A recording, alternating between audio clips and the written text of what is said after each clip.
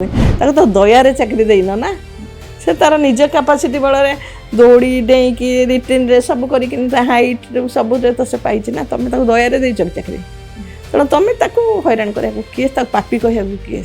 ତମ ଘରେ ବି ଝିଅମାନେ ଅଛନ୍ତି କାଲି ତମ ଭଉଣୀର ଯଦି ଡିଭୋର୍ସ ହେବ କାଲି ତମ ଝିଅର ଯଦି ଡିଭୋର୍ସ ହେବ କାହାକୁ ଆଙ୍ଗୁଠି ଦେଖେଇବା ଆଗରୁ ନିଜକୁ ଭାବ କାଲି ଯଦି ମୋ ପରିବାରରେ ଏଇ ଜିନିଷଟା ଘଟିବ ଦେଖନ୍ତୁ ଏତିକି ଯଦି ଅନ୍ୟ ସାଧା କିଏ ଜଣେ କହିଥାନ୍ତା ଆଟେମ୍ପ୍ଟ ଟୁ ରେପ୍ରେ ଭିଡ଼ା ହେଇ ସାରନ୍ତାଣି ଆଟେମ୍ପ୍ଟ ଟୁ ରେପ୍ରେ ଭିଡ଼ା ହେଇ ସାରନ୍ତାଣି ଯଦି ଗୋଟେ ସାଧାରଣ ପୁରୁଷ ହେଇଥାନ୍ତା ଖାଲି ଝିଅ ଯଦି କହିଦେଇଥାନ୍ତା ଯେ ସେ ମୋତେ ଅନଉଛି ବା ମୋତେ ଏଇଆ କହିଛି ଯେ ଏଇଆ କରିଛି ସାଧାରଣ ମହିଳାଟା ହେଇଥିଲା କିନ୍ତୁ ଏବେ ଯାକେ ସେ ଝିଅ ଏତେ ଆଲିଗେସନ୍ ଦେଲାଣି ସେ ଏତେ ତାଙ୍କର ଇଏ ଯେ ତାଙ୍କୁ ଏବେ ଯାକେ କିଛି କରାଯାଏ ଗୋଟେ ପୋଲିସ ଝିଅ ଯେତେବେଳେ ଅସହାୟ ହେଇଯାଉଛି ଗୋଟେ ସାଧାରଣ ଝିଅ କ'ଣ ନ୍ୟାୟ ପାଇବ ଯିଏ ନ୍ୟାୟ ଦେବା କଥା ଥାନାରେ ସେ ଝିଅଟି ଯଦି ରହିବ ସେ ନ୍ୟାୟ ଦେବ ନା ଦେବନି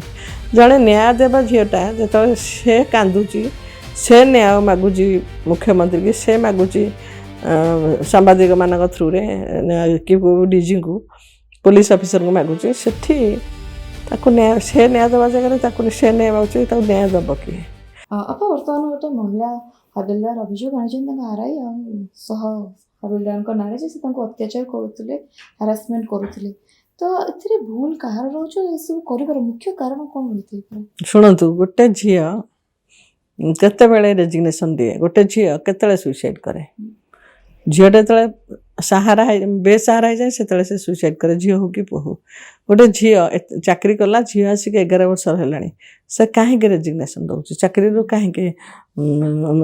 ଦେଉଛି ଯେ ମୁଁ ଆଉ ଚାକିରି କରିବିନି ରେଜିଗ୍ନେସନ୍ ତେଣୁ ତା ଭିତରେ କିଛି ଅଛି କାହିଁକି ଦେଖନ୍ତୁ ସବୁଠି ତ ଏଇ ଜିନିଷଟା ହେଉଛି ଫିଲ୍ମଠୁ ଆରମ୍ଭ କରି ସବୁ ଜାଗାରେ ମହିଳାଙ୍କ ଉପରେ ସବୁବେଳେ ଭିତରିଆ ଅତ୍ୟାଚାର ହେଉଛି ଆଗରୁ ହେଇଛି ହେଉଛି ମଧ୍ୟ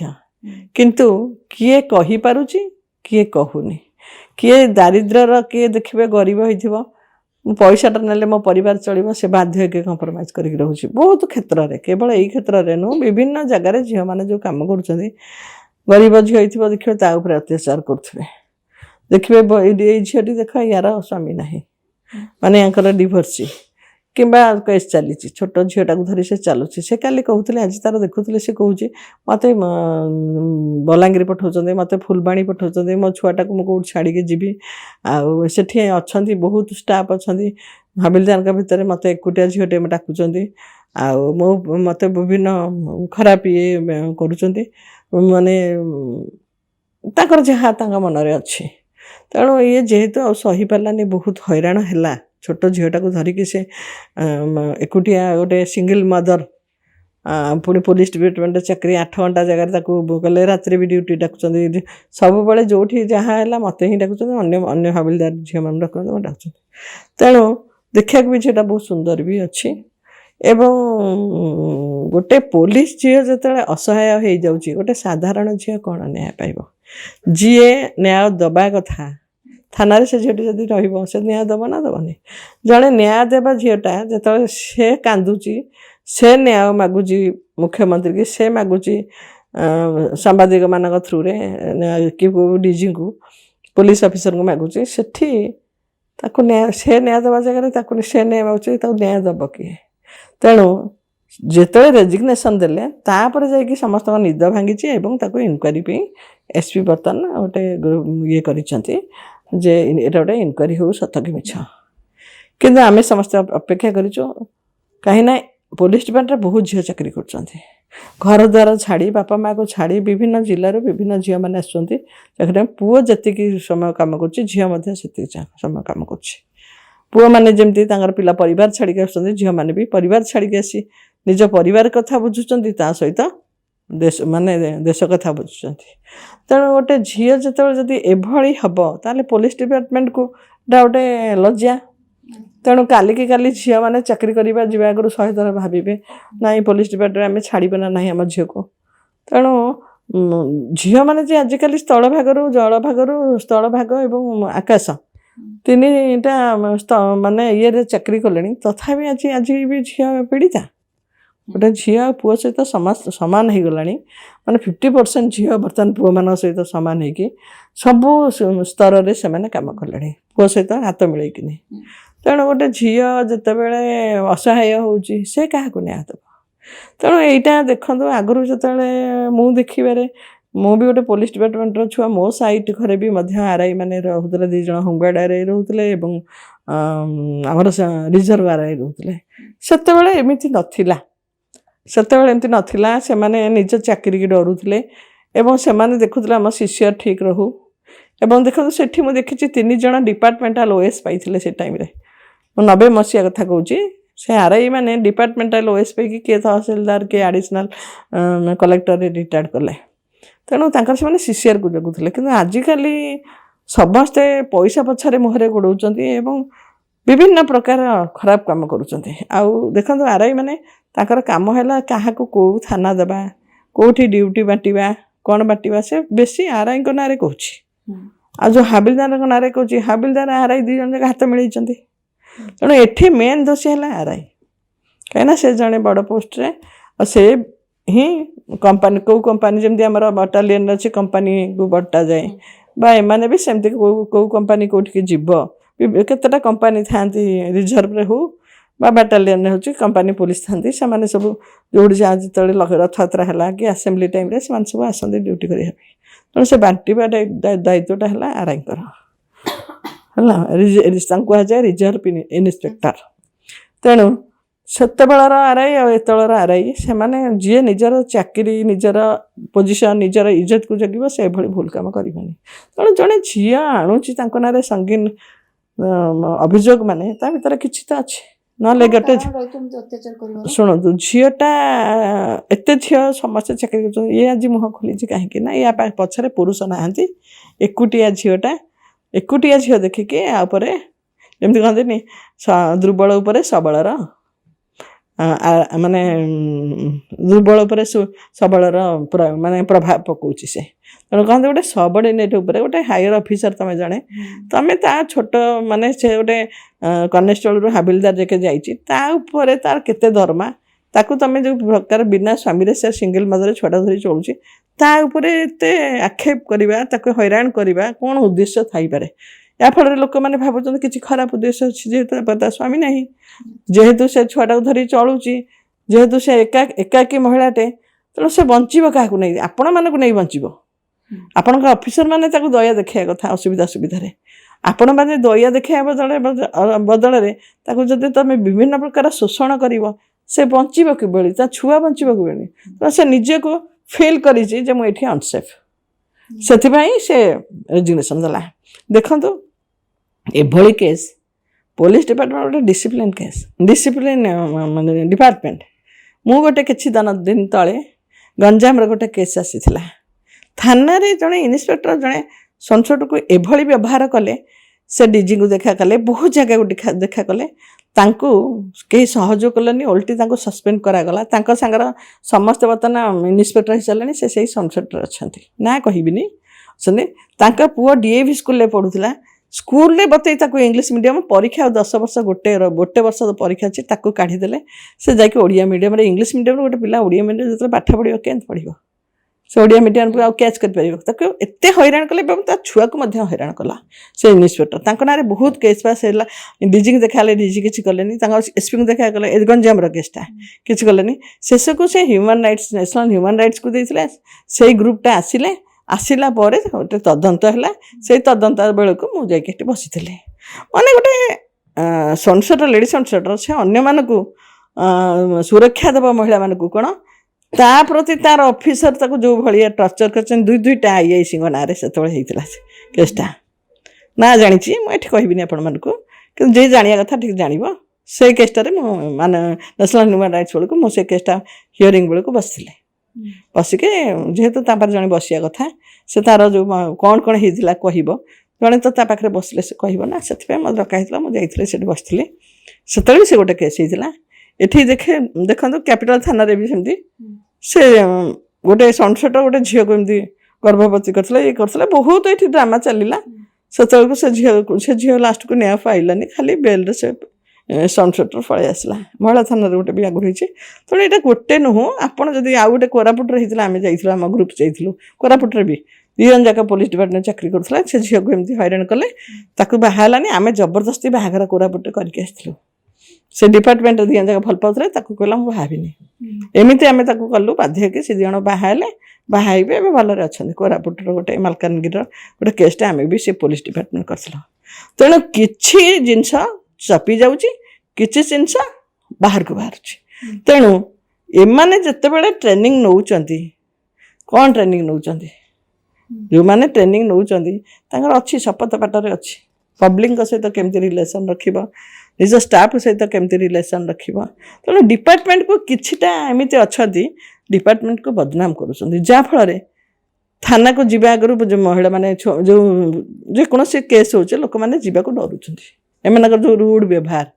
थाना तो जहाँ देखुं होची पुणी गोटे ऑफिशियल गुड़ा भी ऑफिशियल जो मैंने रोज से भी जब एमती करेंगे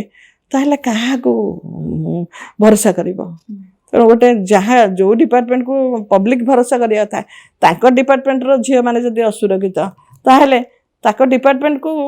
पुलिस सुरक्षा देव क्या ताहले जदि निज महिला को दे पारुनी निज डिपार्टमेंट महिला को दे पारुनी से साधारण महिला को से कौन दब तेणु यथाशीघ्र से झील को न्याय दि जाऊ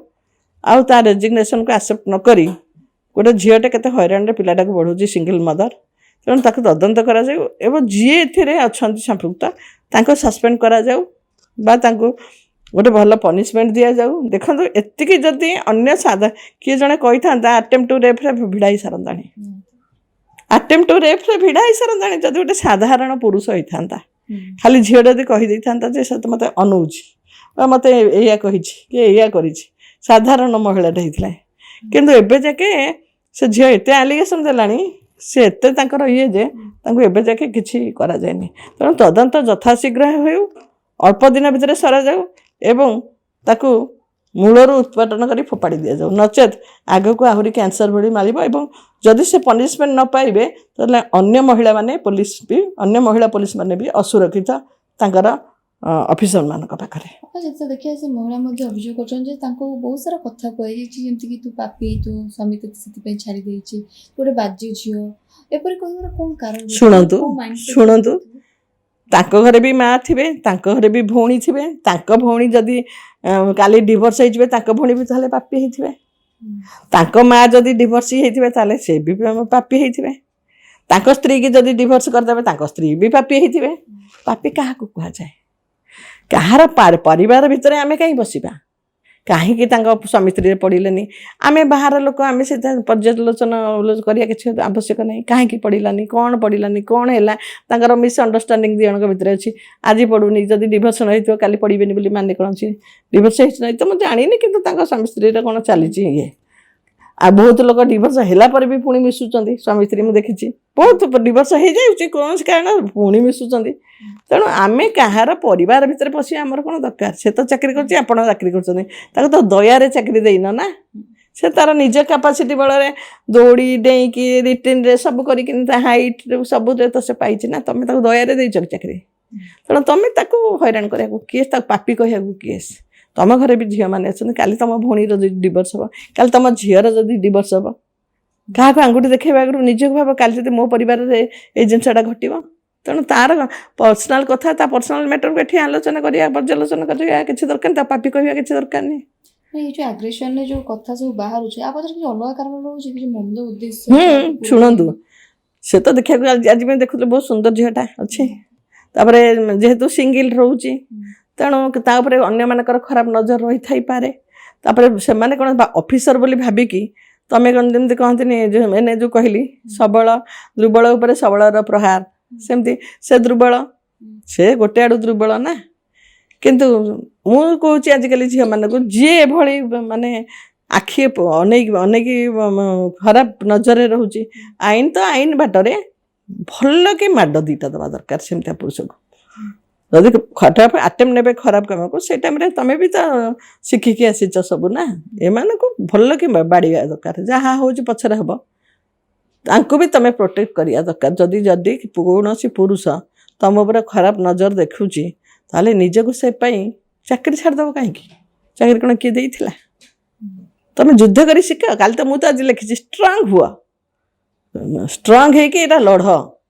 लोक अच्छा सुइसाइड कर दौरान अरे हारी जाऊँ लोक कहीं हारीज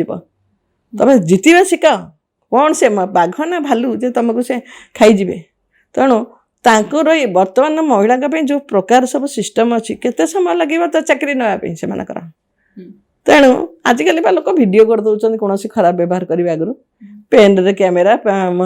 चाबी रे कैमेरा विभिन्न प्रकार जहाँ से माने कहते भी तुम ऑडियो वीडियो कर नहीं ऑफिसर को देखई पार आजिकल सोशल मीडिया जुग टिके जदि बाजिगला सांगे सांगे सस्पेंड से होती तेणु तुमको से जो खराब व्यवहार देखा तार किसी प्रमाण रख कौन से प्रमाण रख से तुमको कौ प्रकार कथा होती मोबाइल कौ प्रकार तुमको व्यवहार कर कौन से चाहूँगी तार सब प्रमाण रख तुम पब्लिक कर जदि पुलिस ऑफिसर शुणु पब्लिक कर पुलिस साधारण महिला कौन सुरक्षा किसी कौन दौर कि किए पाँच कि कौन पाँच कि जमी एवं कहलेनि राहुल बेलू को कहते राहुल पाइला कि हिमांशु शेखर पाइला कि जो मैंने सब सुइसाइड करते सब पाइले कि आदित्य पाइला कि इतिश्री बबिना पाइले कि किए पाँच बड़ी पाइला कि केते पाऊना ये कौन करेंगे तो निज डिपार्टमेंट झील को न्याय दे पारना सी कौन साधारण झील मान आज क्राइम बढ़ुची आज रेप बढ़ुची कहीं एम सब हाथ बंधा एमाने किछि करि परिबेनी एमाने जस्ट खाली आणुचंती ताको फॉरवर्ड कर दउचंती कोर्ट को कोर्ट बुझु बेल रे आसंतो से पुणी आसंतो पुणी क्राइम करंतो पुणी आसंतो पुणी क्राइम करंतो आपण देखुना कहले मझिरे जे डीजी कहले जे पुलिस मानकर पेटटा कमा जाऊ से माने दौड़ी पारु ना दे से माने चोर धरि पारु ना दे बॉडीटा तांकर हेल्थटा ठीक रहिया दरकार कोन किए ठीक रे अछंती मते देखिला से माने गोटे किलोमीटर जे ऑफिसर मान को गोटे किलोमीटर अपन दौड़ेले से 20 फुट जाई नथिबे हां हां की बसिबे एमिति कार्य को पुलिस ऑफिसर करंती ना पुलिस सुनंतु नहीं शुणु पुलिस ऑफिसर माने तो श्रृंखलित रहिबा दरकार तांकर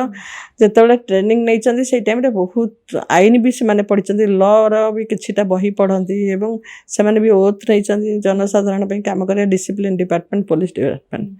किंतु कौन से डिसिप्लिन देखैले ताको नारे तो वर्तमान ओडिशा पड़ुची उठुची से की डिसिप्लिन देखौचंदी वर्तमान तेणु से ठीक पुलिस नुहंती से ठीक पुलिस काम करूना तेणु जो पुलिस ठीक तार सीसीआर ठीक रहा दरकार ये तो गोटे कला जगह बर्तमान जदि इनक्वारी सत बेला गोटे ब्लैक मार्क आसीज सीसीआर तेणु सीसीआर प्रमोशन को असुविधा हुए तेणु निज सीसीआर को निजर इज्जत को बचाई घरे स्त्री पिला छुआ अच्छा निज परिवार कथा बुझ निजर क्यारियर बुझ ये अन्य झील मान नजर पकेवाटा बहुत तमें कौन कौच से पापी तमें बड़ पापी कहीं तमें पर झील नजर पकाच माने तमें बड़ पापी ता स्वामी स्त्री कौन है से परिवार कथा बुझे जी पर झील निजर परिवार थाए निजर स्त्री पिला छाड़ी अन्य महिला गोटे सबॉर्डिनेट गोटे स्टाफ नजर पकाच से बड़ पापी।